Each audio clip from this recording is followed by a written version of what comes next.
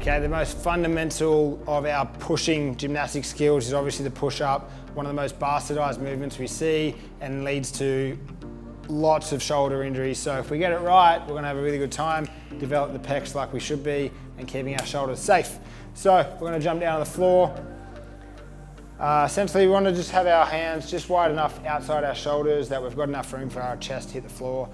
We want to focus on keeping our elbows tucked in against the ribs as much as we can, or maybe slightly out, but definitely not internally rotating from the shoulder. So starting off, if we're strong enough to be on our toes, we'll start on our toes. If we need to be on our knees, we'll show you how to do that after. So what we're looking for is pressed up through the back here. So we're trying to sort of round the top of our shoulders enough that we don't see the shoulder blades sticking out. So just show us what it looks like when you're not strong enough. So you can sort of see that he's sagging through the top of the shoulders here. We want to make sure we're pressing through the floor and getting a nice, strong, rounded upper thoracic to show that we're switching on our serratus anterior and that we're ready to press.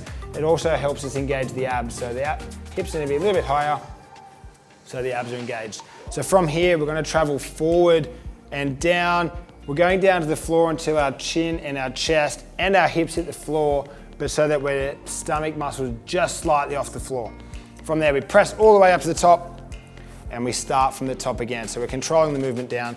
Our elbows stay tucked in against our ribs like an arrow. So if we drew an arrow from the top, you see his elbows tucked in against the ribs, keeping that shoulder away from the earlobes. So the easiest way to progress this movement is just by going to our knees so that we don't have to get equipment out. We can do it on a box as well, but while we're here, we're going to show you how it looks on the knees. So essentially it's the same movement pattern. We still travel slightly forward and down.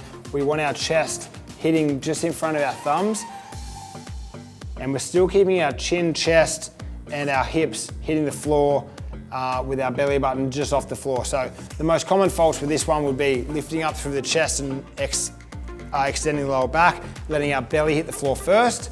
So we need to make sure our chin and chest hit the floor at the same time. The other poor motor pattern would be flaring the elbows out. Good, and even more common would see is the chin hitting in line with the hands and keeping the bum high, which forces us to externally rotate, which is a big no-no when we're looking after our shoulder health. So always try and travel forward and down, chin and chest hit the floor at the same time, keeping the abs active.